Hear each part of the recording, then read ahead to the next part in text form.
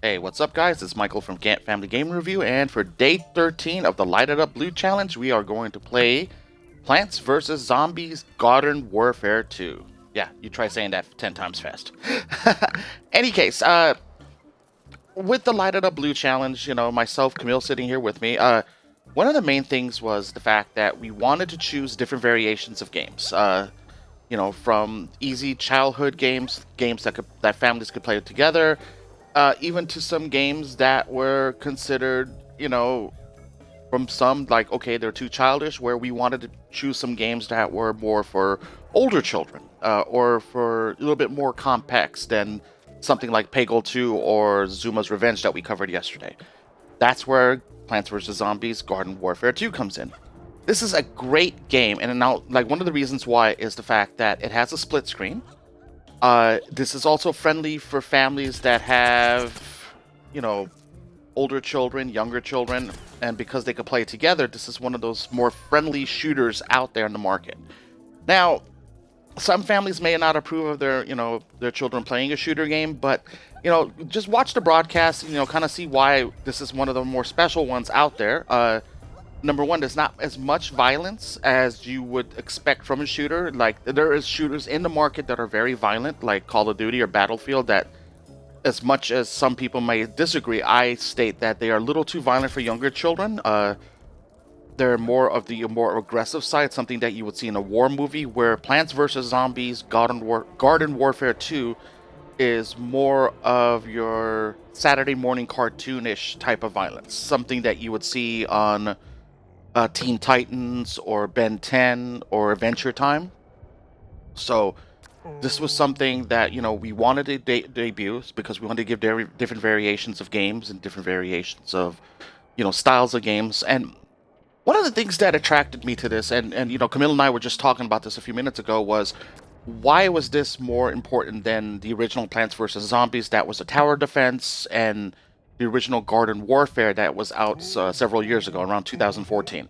One of the big things is that this game itself there's a lot more content, a lot more than it was in Garden Warfare. It's the same type of mechanics. You have your co-op from the first Garden Warfare, you have, your co-op, you have your multiplayer, and you have a lot of content that came with the first game. But with Part 2, they, EA and so forth, they went the extra mile with the content. They went with, adding more variations of the plants, the zombies itself. It was more, geared towards saying, okay, look, we saw what was right and wrong with the first one. We're going to improve it, and we're going to move forward and, build a better game.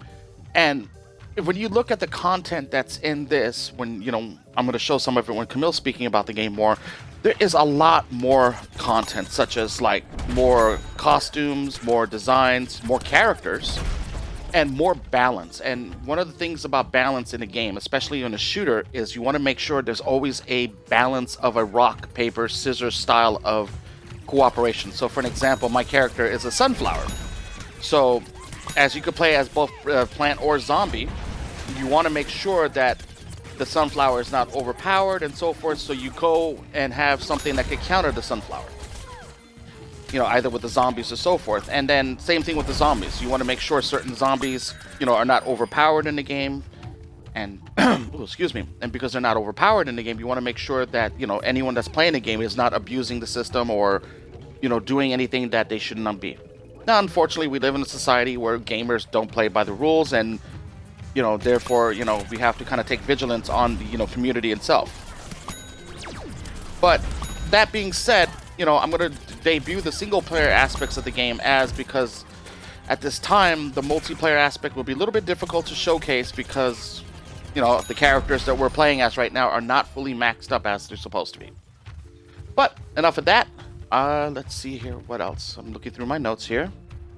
This right here, the level that I'm currently playing, is one of the Garden Ops missions. Now, I don't want to go too much into the story, but this is where, for those that want to pick up the game for their children and don't want to play a multiplayer aspect of the game, this is something that, your children or your loved ones could play without any problem. You could play this offline. This is more meant to be like kind of like side missions and so forth.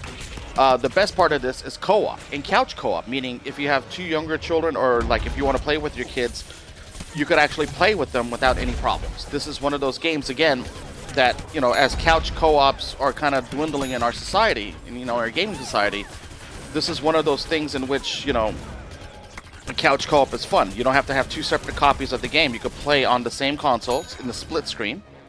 And because you're playing in split screen, you guys could talk and, coordinate and so forth, and which is, makes it a lot easier. Now, as you see here, this is like the single player missions. This is part of the mission right now. I have to do an escort of the bigger tree, and we got ambushed by a zombie carrying a electricity pole. But, I helped the partner out, and now we're heading back to our base. Now, in the gaming world, this would be called an escort mission, because this what we're doing is escorting someone from point A to point B. See, Grumpy is happy. And you have to return Grumpy to safety. So, these are like one of the many variations. There's another variation where it's kind of like a horde mode where it'll be you and up to 3 players, whether offline or online, defending yourself from waves of zombies. And then finally, on the final wave, you have to go to the extraction point where, Crazy Dave will pick you up. That's a long story there. And, then you escape. Now, that's actually a fun mode, especially to play with friends and so forth, because it's not a stressful mode compared to going online and playing multiplayer. And, unfortunately, again, the society we live in, you don't know who you're playing with until you actually start playing the game. Unless you have friends and loved ones that have the game also, then you could coordinate kind of a gaming night where, yourself and others could get online at the same time and, play without going into the general public. Now, if it sounds like I'm scaring you about online play, it's really not as bad as it is. But just like, imagine if you allow your kids to go outside to like a public park. You don't know who's at that public park. But at least with gaming, you could kind of at least have an idea of, okay, well, my kids are going to go, play with so-and-so. I know who so-and-so is. I know who their parents are and so forth. And, and it's in a more controlled environment. And that's how you should kind of look at online play. It's not like the bad wild, wild west, as some people make it sound, but you just got to be more vigilant about what you do. I wish there was more I could say about Plants vs. Zombies, but to be honest with you, the bread and butter is mostly in the co-op, as well as, some multiplayer aspects. Now, I'm going to see if I can show you some components very quickly. And then the one thing that did come to my mind is microtransactions. Now, Plants vs. Zombies is a great game, but as like more games that are coming out now, out and about, there is microtransactions. Now, this is something that the developers put in to help generate revenue. So, for an example, you see how it says for Fertilizer Fun Pack, which are stickers that give you new abilities in the game and so forth, you could buy for 35,000 credits. Now, theoretically, you could get this just by playing the game and never touch microtransactions. However, there are some people that are that want to get those extra perks, or they don't want to grind, which means like playing the game over and over again for hours upon a time to reach those perks. So some people have the option to just go in, purchase these, with using real currency. Now, this is something we have an article up about how to protect yourself and how to protect other gamers from abusing it. As, a quick side story, I have a friend of mine that actually, had his son, great kid, but he didn't know about how to set up, parental controls about purchases and so forth. And all of a sudden, he looks on his credit card a month later and he sees that there's over $450, in downloadable content that was purchased. And he was shocked because he set up his parental controls and his son went to work on, on DLC. So that's something to keep in mind. On our website at FamilyGameReview.com, we have a lot of tips of how to protect your credit card information, how to monitor any type of microtransactions that are being done, and so forth. So, I would recommend, if you're kind of curious or have any questions, you could reach out to us, or you could just go on the site and read the article. Now, getting back to the game, if you are playing the game right here, it's the split screen. This is where you could invite a player, whether whether offline. So if you have like a second gamer tag on the Xbox One or PlayStation 4, this is where they would join and, both people can play. The other cool feature that I like is variations in the game. And I'll go through it very quickly. As each plant and zombie have different classes, there's a cactus, the sunflower, as you see me play, a chomper, like a Venus flytrap, but and then a pea shooter. Yeah, this one's my favorite. He's just feisty. And then the corn. Yes, it's corn. And a rosebud. And then you got, I so want to say it's a head of cabbage, but Camille, what do you think it is? It's an orange. A very mean orange, how Camille said it. So, as you see that, let me go over real quickly to the zombie side. And the best part is, for parents that want to buy the game, there's so much to do in the game. It's not like something that your children are good or your loved ones are going to beat within like 10 minutes or so. This is a lot of things to do. Now, as you see, I'm like a little zombie gnome. An imp. He's an imp. I'm sorry. But here, let me show very quickly. On the zombie side, you have the imp. You have a hero zombie. Wow, that is really funny. A pirate. Yes, he's a pirate and he has a hook. Arr. A soldier zombie with a rocket launcher. You got a construction worker. It's kind of like the village people here starting to happen. And a mad scientist. And a football player. Now, again, each character has its own special traits and abilities. So, it's all based on how you want to look at it, who you want to play as. As the multiplayer aspect, each class has its own uniqueness. So it could be you could have like the sunflower has the ability to, do healing. The corn can call in a corn strike where corn flies down and attacks the enemy. So again, it's, the game has different variations on the characters, who you could play as, what you can do, and so forth. I'm going to show you very quickly before I turn it over to Camille, where you could go and right here, where the Dave 3000 is.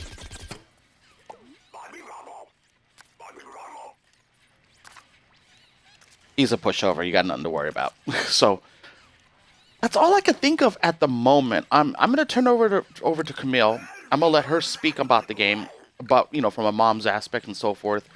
And then anything that comes up that I could think of, I'll pass along to Camille to let you guys know. So give me one moment. Let me transfer this over.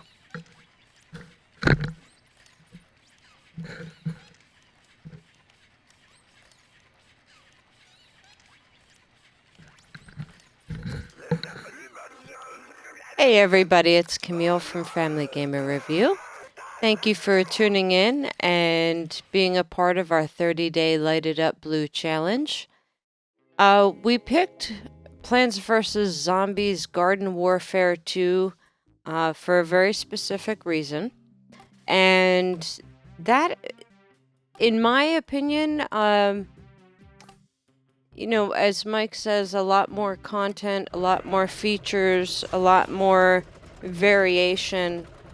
And from a parent's aspect, the way that translates for a child, especially a child with special needs, is that this is a cognitive developer. This is a game that can actually help your child develop cognitive skills. Now, each night during the 30-day Lighted Up Blue challenge, we have mentioned, which aspects of the game could be good for a special needs child or even a gamer who's not on the spectrum. But we love it when it's a win-win for both. And Plants vs. Zombies Garden Warfare 2 does that not only because it has split screen, where two players can play literally on the same console, same TV, same couch, which is fabulous because as a parent, if you are watching a couple of kids, you don't have to worry as much about watching two kids in two separate rooms. By the very same token, if you don't like split screen, because it's sort of a dying feature in the gaming industry, not many developers are doing the split screen anymore. There is a couch co-op mode, which we absolutely love. And in fact, when we review some mature rated titles, say for when it's date night for parents or what have you, a lot of times it's really fun for us to be in different rooms, but in the same quote-unquote game room, playing together. Even though we may be in different rooms, sitting on different couches, we're still virtually in the same room together, and that really makes it so much fun because we can talk strategy over the headset. Hey, go get the pea shooter, or this is the power-up we need to look for. So that, combined with the fact that there is a multiplayer aspect, just has inclusion all over it. And inclusion is so important for families who have members with special needs. And as I mentioned, not last night, but the night before last, about, the evolution of your gamer. Last night we featured Zuma's Revenge. And Zuma's Revenge is absolutely fabulous. Not only from a sensory level and a calming level, but for developing cognitive skills for younger children. It's rated E for everyone. Mike, what's the rating on Plants vs. Zombies? We'll have to double check on that. We think it might be E for everyone.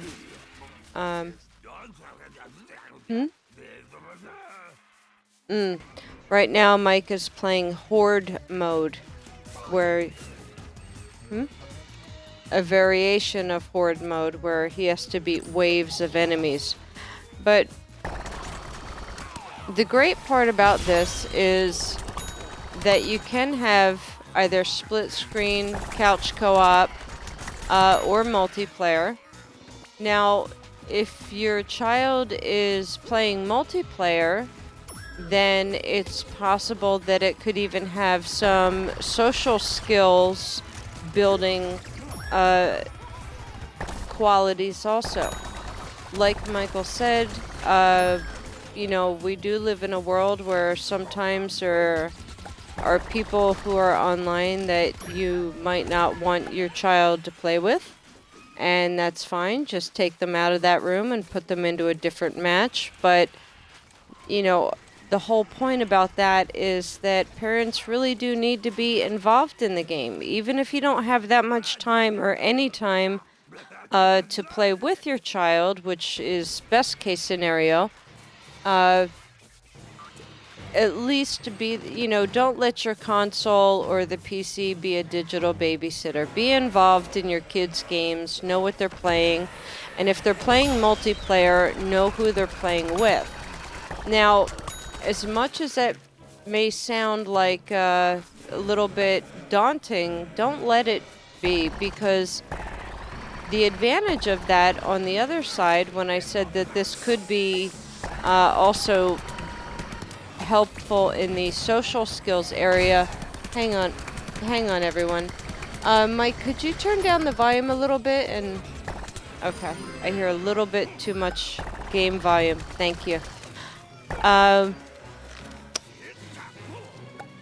So if you have, let's say for example, you have a child on the spectrum and you have a friend who also has a child on the spectrum, your kids can actually play together online on multiplayer. And so it's like having a virtual play date where the kids get to play together and you don't even have to leave your house, which is pretty cool. Especially when it comes to building social skills for kids on the spectrum. This one, I don't think we would recommend this for the same age group as we would Zuma's Revenge. If you tuned in last night, we covered Zuma's Revenge. Fabulous game, also an excellent cognitive skills builder, but more so for younger kids. That's something where a 4 or 5-year-old could very easily pick up a controller and just hit the ground running. Whereas a game like Plants vs. Zombies Garden Warfare 2, or the other night we covered Toy Story War Chest, they're both games that are great for any kid, including kids on the spectrum, but they're also sort of in the evolution of cognitive skills, because if your child's been excelling at Zuma for a couple years, or they've beat Zuma, and you get the sense that they're ready for something that's a little bit more complex, then Plants vs. Zombies is a fabulous choice. There's a lot of variation. There is a pattern element to it, which is simply your objective. I mean, it's either you versus the zombies, or you're playing as a zombie and it's you versus the plants. But it's very family friendly. It's great for inclusion of all members of the gaming family. I think the older you are, the more hilarious you find this game to be, which is great. So, it's something that young and old can definitely play together. But I love it because of the inclusiveness. Different kids are going to love it just as much. Maybe they'll prefer different characters or different ops or missions. But it is something that everyone can find some fun in, and it's a little bit more complicated than something like Zuma's Revenge. Or would you say that this is more complex, Mike, than Toy Story War Chest?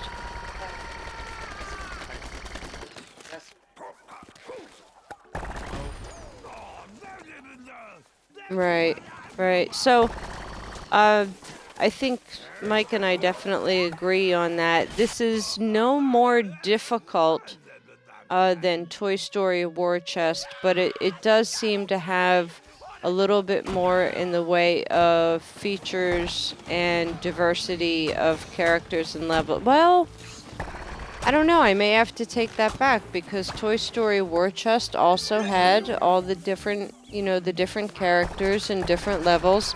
I think in Plants vs. Zombies, they're just weirder. Yeah, in it definitely in a good way. In Toy Story War Chest, fabulous game. It's a good tower defense game that can teach your child strategy skills and resourcefulness. And that's exactly what I love about Plants vs. Zombies Garden Warfare 2. It can also teach a child strategy, resourcefulness, decision making, but it does so with a few more features than, say, the original Plants vs. Zombies. So, it is.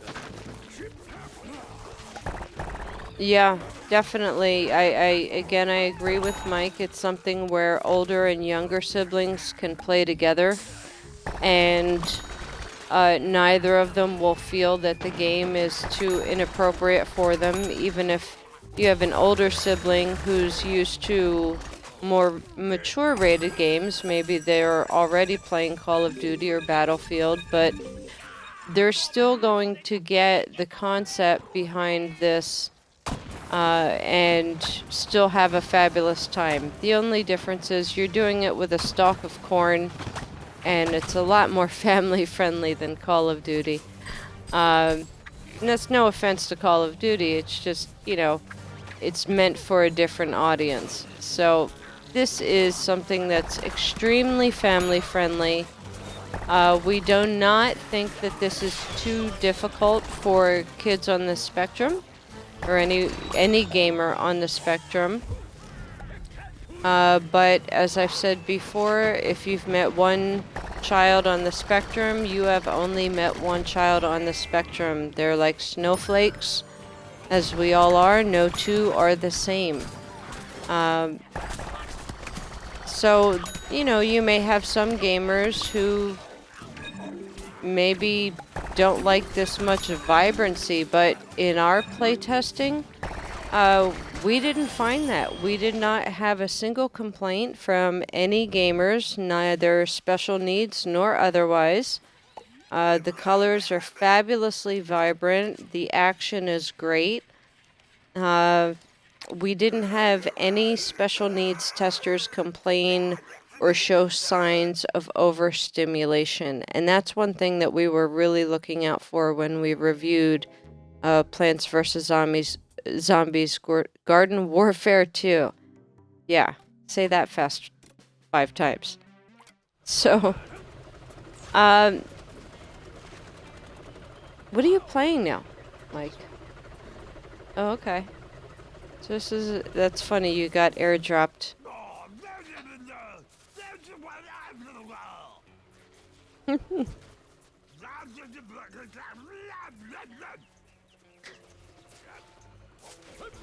Oh, okay. So like Mike's saying that this is similar to another horde mode type of level. Ah, he has to protect the garden from the zombies. And there in those little pots, when those pots glow, you can go over and choose what you want to plant in there, and they help you set up your defenses. So in a more mature rated game, you might be setting up turrets or sentry units, but here you're setting up little pea shooters or, you know, sunflowers. It's almost the same concept. It's just a lot more family friendly, a lot more kid friendly. And it's the same underlying concept, however, and that's one of the reasons that younger and older siblings can play it together either on split screen or couch co-op or on multiplayer. You know, one of the things that is very common in families who have special needs kids is maybe one will go off to college.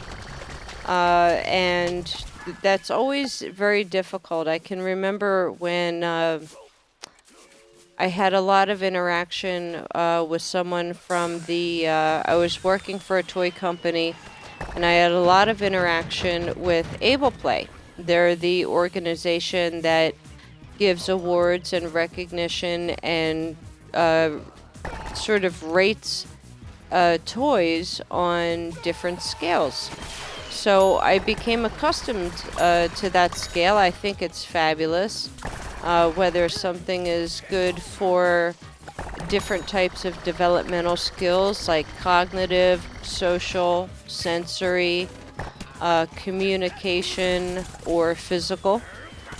And obviously this is full-on sensory between the background music, so many different types of special effects depending on which character you're using and which weapons you're using and which level you're on. And most importantly, in my opinion, there are the aspects of developing social and communication skills, either through co-op or multiplayer, and also the cognitive skill building. You know, again, it all still boils down to a pattern, an objective, and a solution. And this is, in my opinion, something for a child who's a couple years older than the one playing Zuma's Revenge, as much as I love Zuma's Revenge at my age, because this allows your child to further explore what's available to me, what are the new resources, what are the new power-ups, how will I set up my defenses.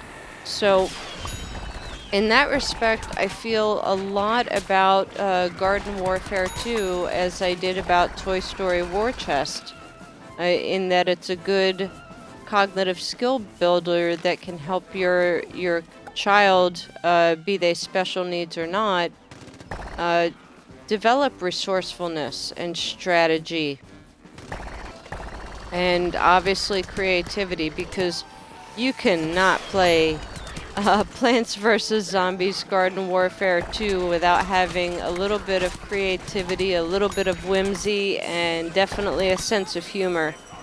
As you can see, this game is just tons of fun, and it's extremely engaging. It's not something that your child is going to become bored of. So it's a great purchase for your digital library, something that all family members can have fun with, something that can be very inclusive for siblings, either on two different couches, the same couch, or a couch 1,000 miles away. They can still play together, and that's such a beautiful thing. Mike, can you think of anything else? I mean,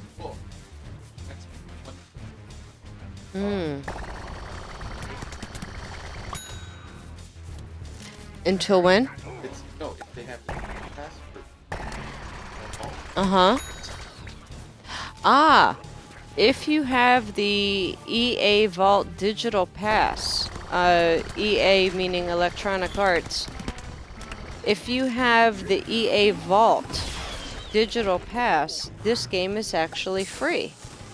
That's something that we love about the EA Vault.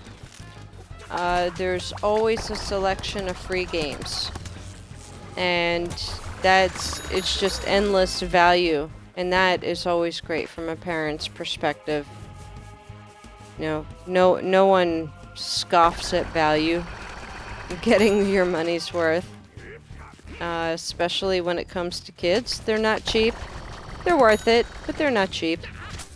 And, this is a great buy. And if you're getting it through the EA Vault for free, then, yeah, it's already paid for itself just with Plants vs. Zombies Garden Warfare 2 alone.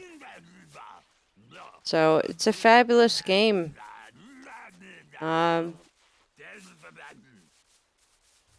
Yeah. It's really vibrant, and I can't say enough about everything from the sensory to the cognitive, the social, and the inclusiveness aspects of it. It really deserved its place in the 30-day Light It Up Blue Challenge. Really did. Does. I should say does. It's not like the game was discontinued last night, so. But we're going to wrap it up for tonight, and thank you again for joining us for day 13 of the Light It Up Blue 30-day challenge. And Mike, what is tomorrow's title? That's right! Tomorrow is Aqua Kitty! Woohoo!